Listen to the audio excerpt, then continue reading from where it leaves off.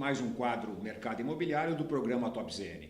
Hoje não recebendo nada mais, nada menos que quem? Meu amigo. Meu amigo mais ou menos há 20 anos, nós temos conta? 17 anos, 20 anos? Por aí. Alexandre Dantas. Desde a década de 90. Alexandre Dantas é um arquiteto e a gente até brinca que ele é o grande culpado da minha filha querer fazer arquitetura. Porque minha filha é fã dele e desde o começo, desde pequenininha, começaram a conversar sobre isso, a gente até brinca isso. Alexandre Dantas é da Zona Norte, morador, trabalha, as grandes obras da Zona Norte tem o piteco dele. Gostaria que você contasse um pouquinho da tua história, Alexandre.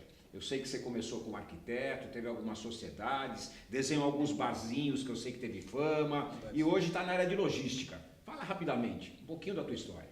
Bom, Luiz, primeiro obrigado pela oportunidade da gente estar juntos, né? Estreitando mais uma vez os laços que nos unem como verdadeiros amigos. Irmãos. E maçons, né? Também. E maçons. Também, seja, esse é um outro lado que a gente tem muito orgulho. Exato, muito. Na verdade é o seguinte, a origem como arquiteto, ela tem a ver, está muito diretamente ligada com a nossa atividade aqui na Zona Norte. Nós somos a Zona Norte, montamos nossas empresas aqui na Zona Norte.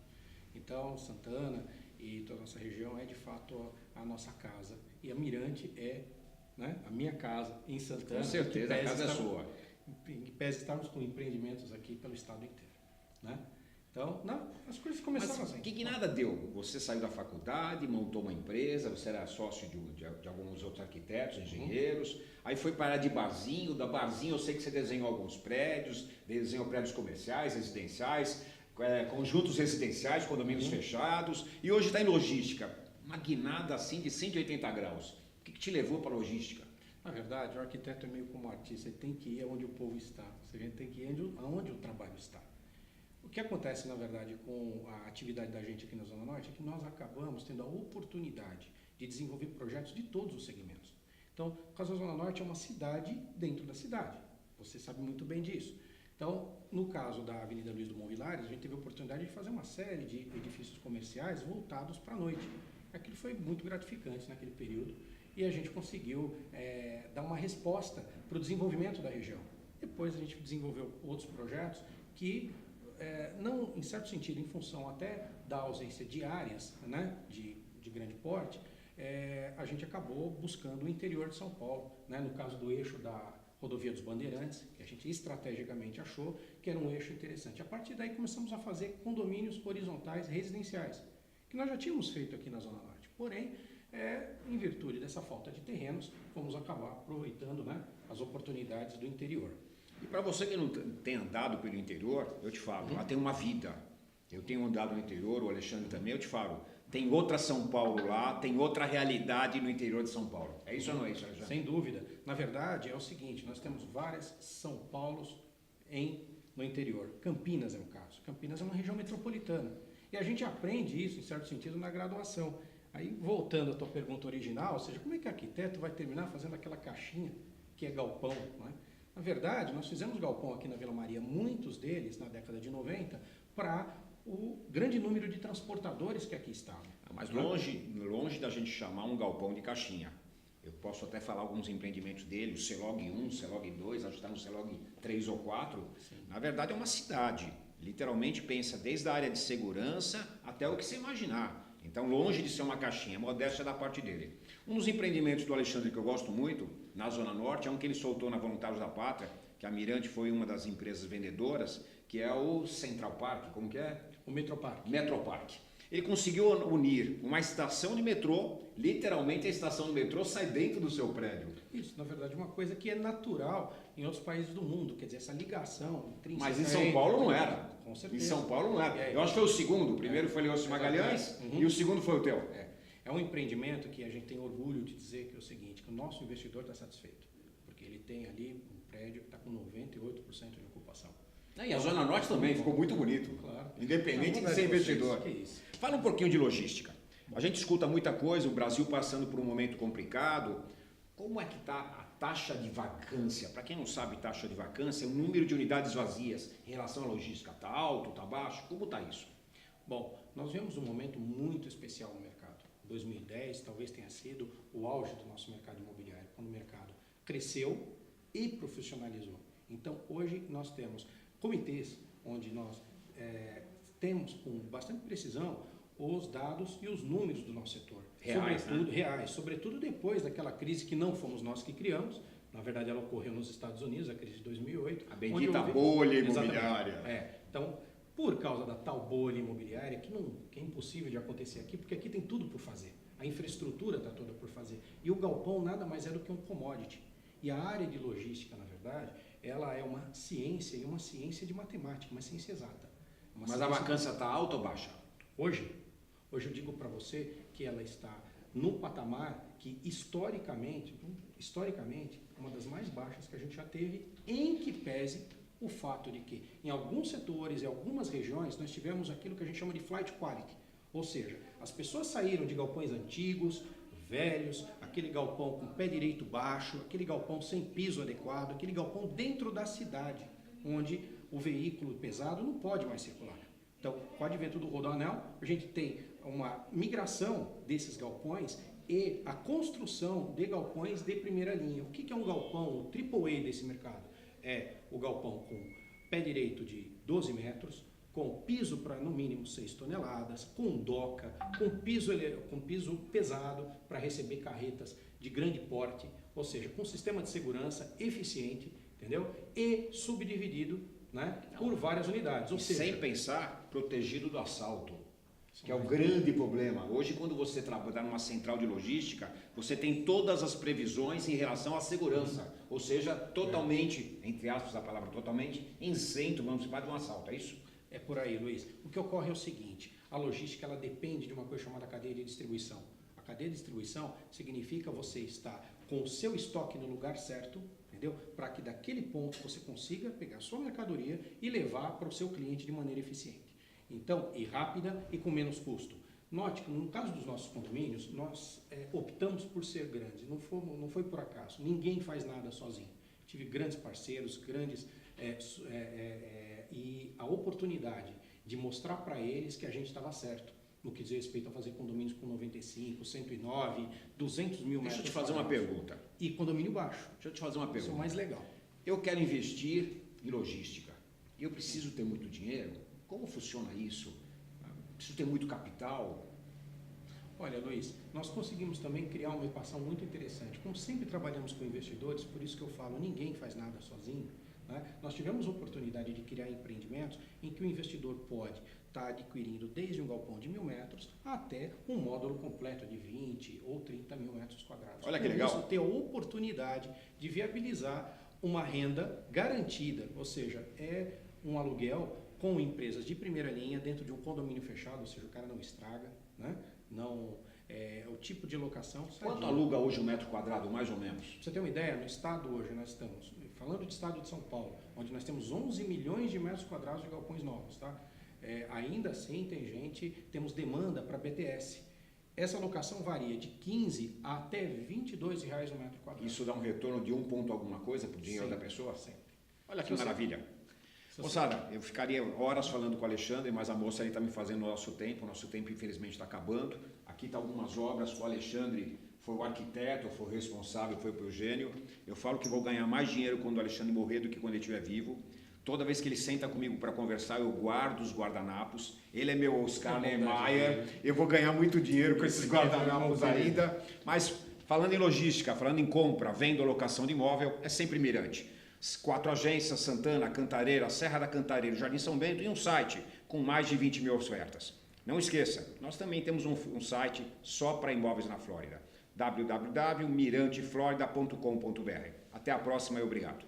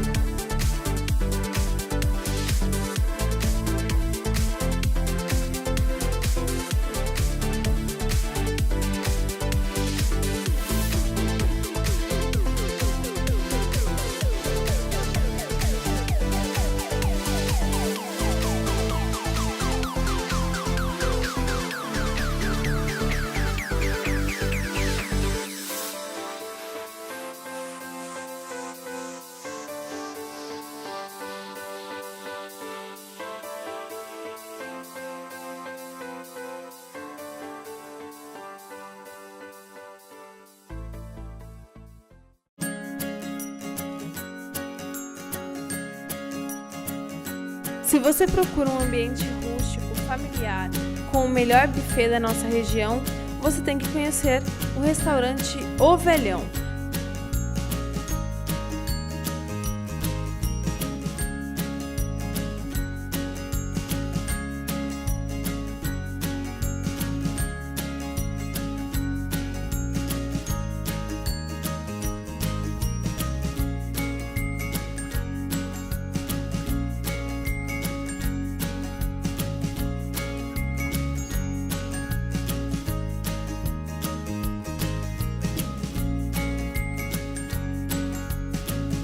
Na Serra da Cantareira, Estrada Santo Inês, 3000.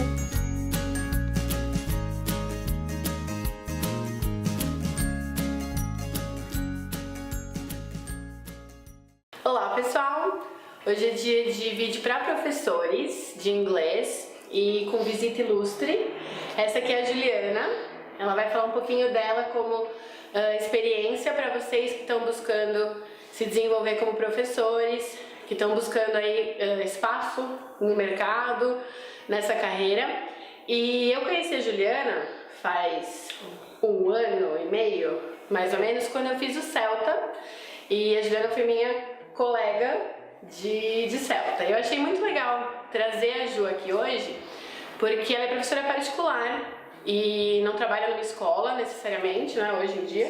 Ela vai falar um pouquinho da história dela, mas eu queria perguntar um pouquinho para ela sobre como que é se desenvolver, ser treinado, participar de eventos que buscam melhorar a sua carreira como professora particular.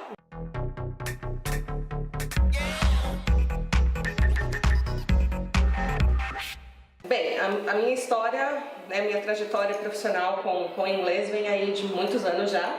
Ano que vem completam 20 anos que eu dou aula. Você começou com 3 anos de idade. Claro, praticamente uma criancinha. Baby dando aulas, ok. Não convém fazer a conta. São quase 2 décadas já, né? Maravilha. E assim, hoje em dia, dando aula exclusivamente particular, mas durante 15 anos eu atuei em escolas, né? Então, Instituto de idiomas. Legal. Né? Algumas escolas na região onde eu moro, né? Em Suzano. E de 2010 para cá, com aulas particulares, mas até 2013 eu ainda atuava, né, paralelamente. Tinha alguns alunos particulares, mas muitas aulas ainda na última escola onde eu trabalhei. E de 2014 para cá, eu decidi dar uma virada profissional, né, uma arriscada e realmente traçar esse caminho de aulas particulares, né? Mas não foi uma coisa assim de sopetão, foi uma coisa que eu fui me preparando muito na parte profissional, mas também na parte financeira, que é o que pega para um professor autônomo. Com certeza, é diferente, né? Você não depende de uma escola ou de um empregador para estar com aquele salário meio fixo todos os meses. É um universo muito diferente, né? E um universo que eu acredito que nós, brasileiros, a gente não está muito preparado para enfrentar. O profissional autônomo, de forma geral, ele precisa estar buscando muita preparação, né? Hoje em dia tem várias ferramentas que a gente tem, a internet é uma delas, mas eu acredito que não é uma coisa que você possa fazer de uma hora para outra.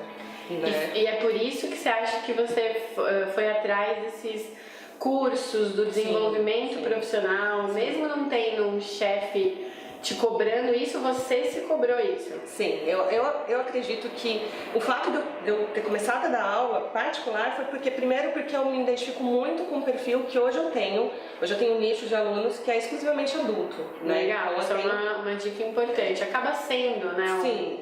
Você acaba, quando você vai para o lado da aula particular, você acaba focando muito mais em adulto, né? E num específico grupo, né? E, assim, os adultos que eu falo, as idades variam muito, de 20 até 60 anos. Claro. Mas eu acho que eu gostei muito, sempre gostei muito desse público e muito também, na última escola que eu trabalhava, eu tinha muito essa aula one-to-one. Então, foi uma coisa que, e fora a procura, eu tinha muita procura também de pessoas que queriam algo diferenciado e mais personalizado. Com certeza.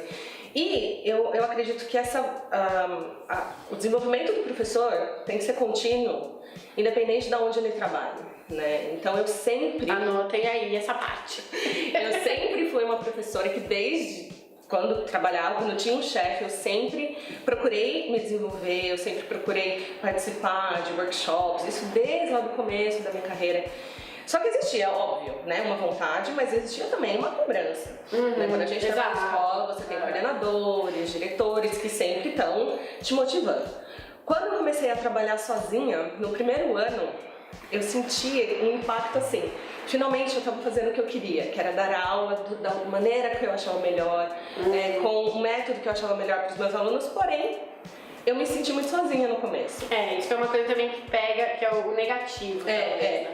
Você não tem colega, não tem gente pra você trocar experiência, ver direitinho como é que estão as coisas. Não existe uma sala dos professores, né, pra gente desabafar, ou então interagir. E foi aí que eu senti a necessidade de voltar a ter, assim, contatos com professores, não mais diariamente, né? E foi aí que eu comecei a voltar a workshops. Eu lembro que eu comecei a participar de workshops da Dizal, foi um dos primeiros como professora particular. E dali eu conheci algumas pessoas, algumas eu já conhecia, mas foi através de workshops mesmo, de uma coisa bem, bem simples, que eu fui tendo acesso a cursos. Então, de 2014 para cá, eu fiz cursos voltados mesmo para minha área de atuação de professor particular de inglês. Né? Então, eu fui buscar um aperfeiçoamento, uma continuação desse meu aperfeiçoamento, mas como você disse, não por uma obrigação externa, mas por uma motivação interna. Né? E você sente, assim, como de maneira geral, a lição para isso, você sente que tem um impacto direto na qualidade das suas aulas? Sim.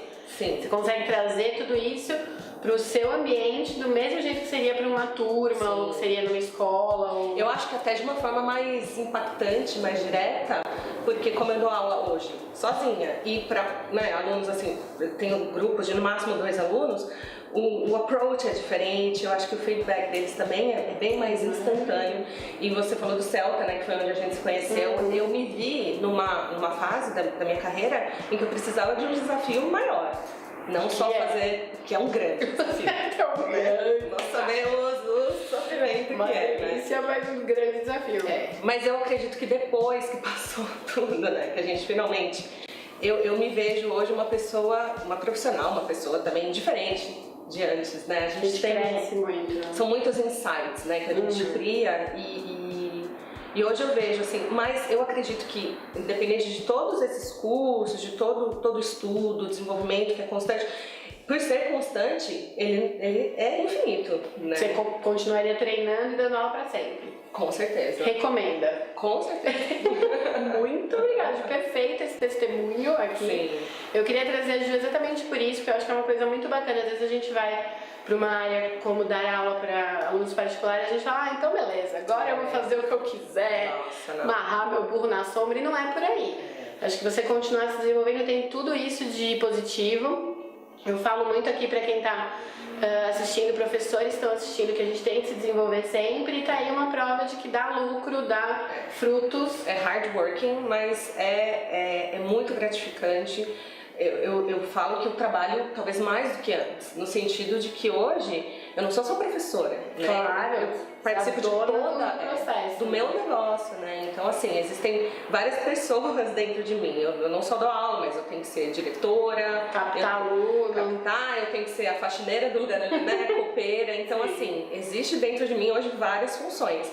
Mas eu não trocaria isso de novo, sabe? Porque acho que pra mim foi uma conquista, foi um caminho que eu fui galgando, né? E eu acho que o profissional autônomo, não sei de todas as áreas, mas pelo menos da nossa área, a pessoa que trabalha para si, ela tem um grande amor pela liberdade. Com certeza. Né? E a liberdade é a felicidade, mas eu acho que com isso vem muita responsabilidade. Hoje eu tenho muito mais responsabilidades, mas eu acho que é muito gratificante ao mesmo tempo, né? Então... Perfeito. Falou, me disse. Assina embaixo, tá aí. Não tenho mais nada pra dizer, tá falado. Vou deixar as informações da Ju aqui embaixo, o e-mail dela, caso vocês queiram saber mais sobre isso. Compartilhar um pouquinho da história de vocês também, quem tá pensando em se tornar um professor particular. Muito obrigada, Ju, por vir e pelo seu testemunho. Obrigada.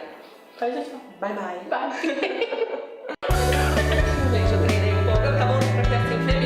A gente vai conversar, a gente vai falar sobre... Dá pauta, só pra eu pensando.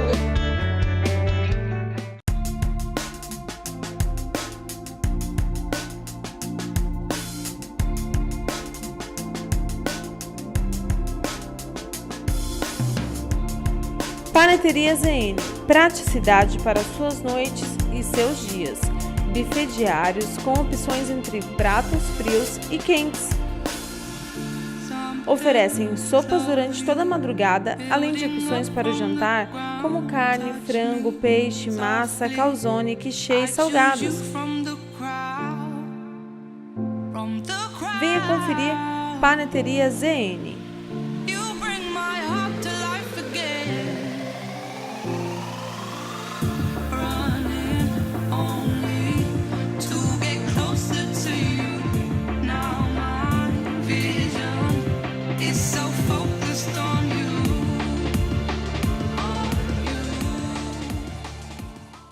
Olá, hoje eu vou falar sobre em que momento procuramos uma terapia.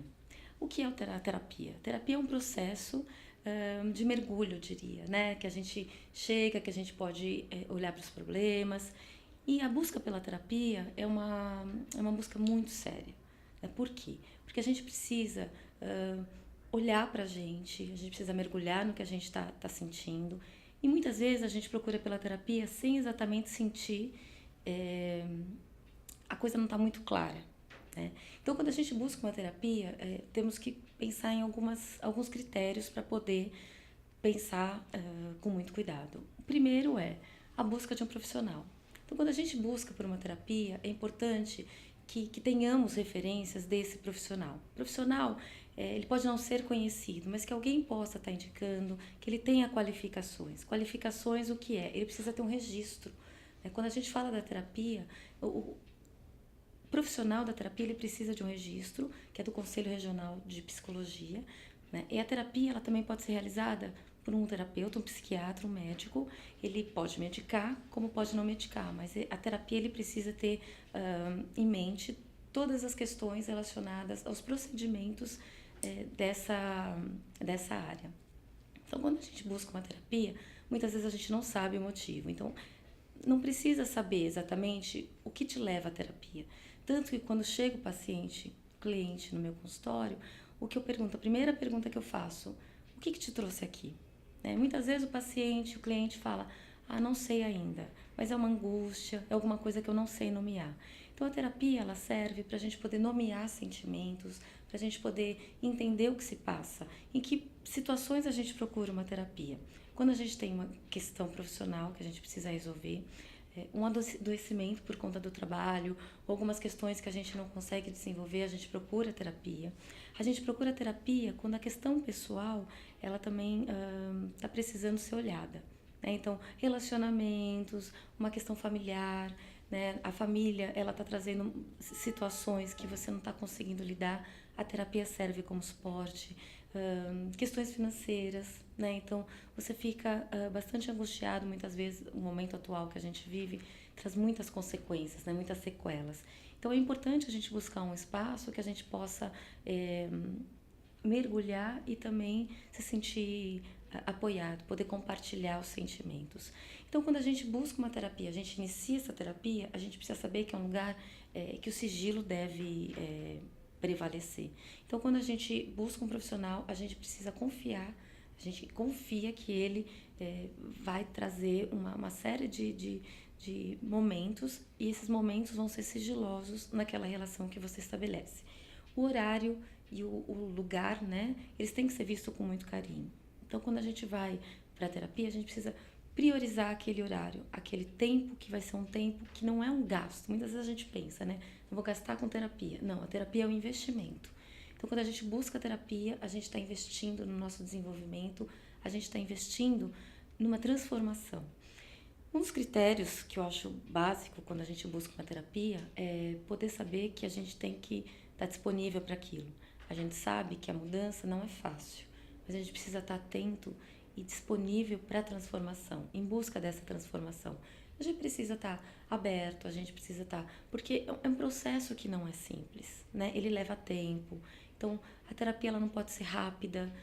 A gente tem terapias breves, né? Uma modalidade de terapia, mas a terapia ela precisa ser conquistada, cavalgada e construída nesse espaço terapêutico. Então, um dos critérios é a gente poder estar disponível para essa transformação. o pagamento, né? A gente muitas vezes fala, o pagamento é uma coisa que vou lá falar dos meus problemas e ainda tenho que pagar. O pagamento ele serve para que a gente possa estar com alguém e que esse alguém que faz o que gosta, muito provavelmente, né? Você possa sair sem sentir o peso de ter compartilhado os seus sentimentos. Muitas vezes sentimentos muito pesados, né? Então o pagamento ele entra como uma consideração no sentido de compartilhar aquele momento e, né, saber que a gente está efetuando esse pagamento no sentido de contribuição de um trabalho que ele precisa ser de qualidade, né? Então entra nessa situação. Então quando a gente procura uma terapia, muitas vezes quando a gente sente que o estresse está além do que a gente espera normal, ansiedades, quando a gente sente uma tristeza que demora muito para passar, quando a gente está passando por um luto, né? Então o luto ele é natural, mas muitas vezes falar daquela situação num espaço mais preservado é de extrema importância. Então ela vem muitas vezes nesse sentido e situações que a gente precisa decidir na vida. A terapia, a gente busca terapia, o adulto, né? Muitas vezes terapia familiar, e terapia de criança a gente tem que ter uma especificidade maior. Não perca o nosso programa da semana que vem, que eu vou falar um pouco sobre como a gente procura, por que a gente precisa estar muito atento à terapia quando a gente procura terapia para criança. Até lá!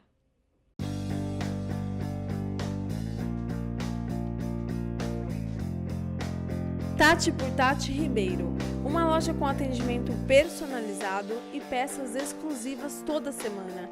Conheça e deixe a moda te surpreender. Tati por Tati Ribeiro, na Vila Sapina.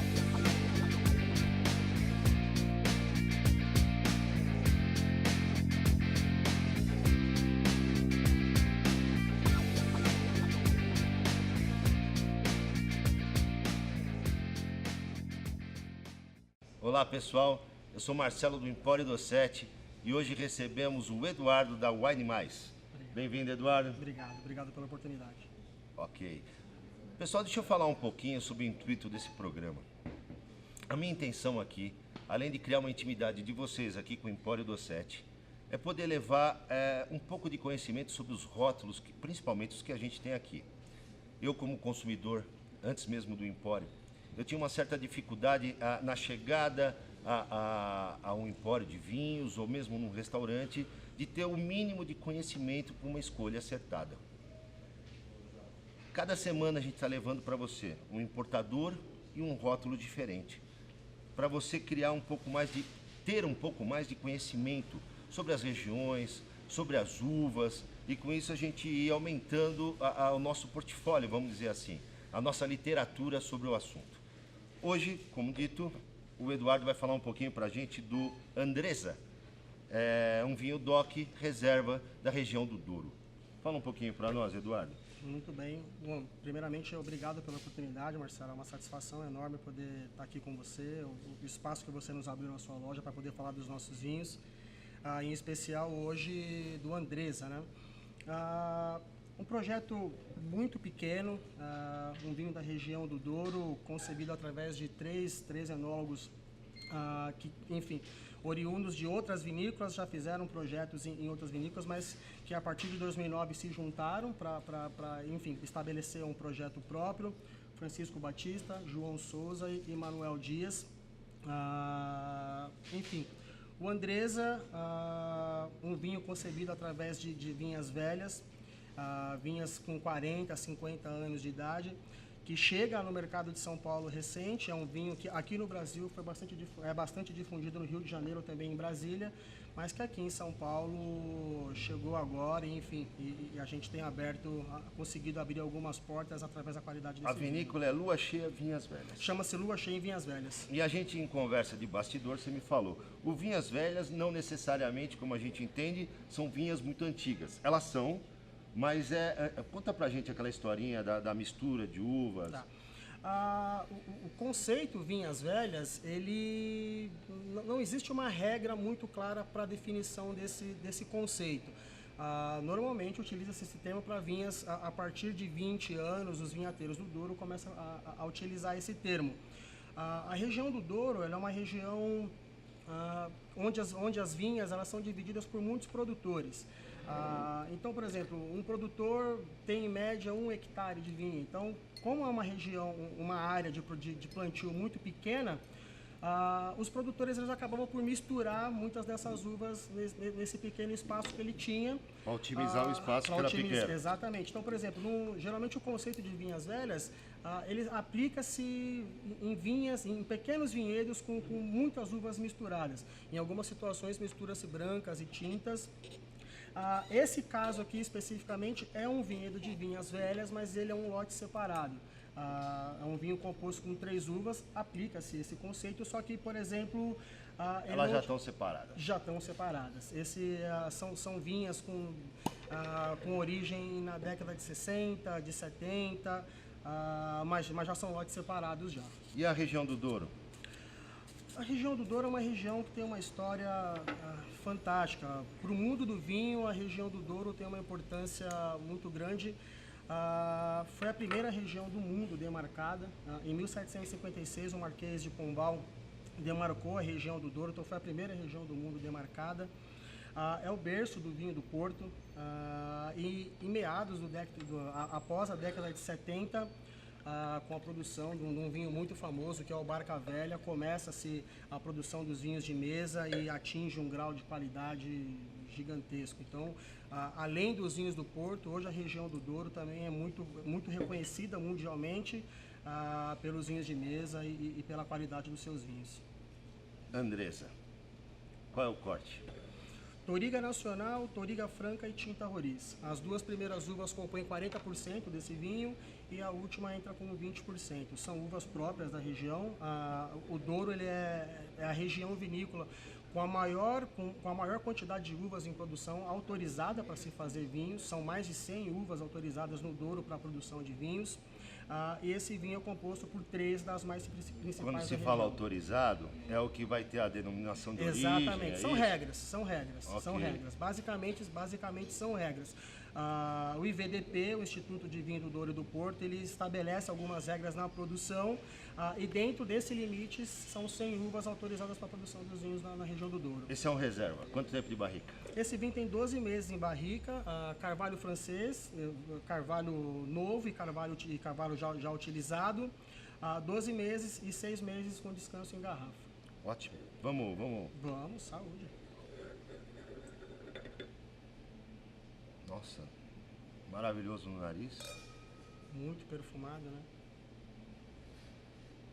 Tem muitas as características da região, né? Um aroma delicado com fruta vermelha bem marcada. Sensacional.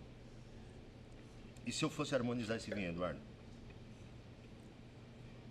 Eu tenho um gosto particular. Eu gosto muito dos vinhos do Douro harmonizados com aqueles queijos de pasta mole, o Serra da Estrela em particular, mas acho que com brie também vai muito bem. Acho que para situações mais descontraídas, acho que é um vinho que vai muito bem, pode ir muito bem com churrasco, um vinho de churrascaria. Enfim, acho que um prato um pouco mais clássico, um cordeiro assado, até alguns pratos feitos de caça também vai muito bem. Dando a minha ignorância e experimentando, eu acho que é difícil com que ele não casa, né? Não, é muito redondo. Com cozinha contemporânea em geral, com massas, Sim, eu acho que... Eu sou a favor, acho que no mundo do vinho, acho que vale a pena você arriscar sempre. É claro, existem algumas regras de harmonização, mas eu acho que vale a pena arriscar. E esse vinho, ele tem algumas características que te permitem arriscar ainda mais, vai além de alguns vinhos. Sensacional mesmo, hein? Gostei demais. Vinho. O vinho para elevar qualquer tipo de encontro no final de semana, para marcar bacana qualquer evento que for feito em casa. Exatamente. Legal. Eduardo, muito obrigado. Eu que agradeço a oportunidade. Eduardo da Wine Mais, Marcelo Empório do 7, Alameda Afonso Chimide 37. Estamos esperando vocês. Vamos fazer um último brinde, Eduardo? Vamos. Obrigado, viu? Saúde. A vocês.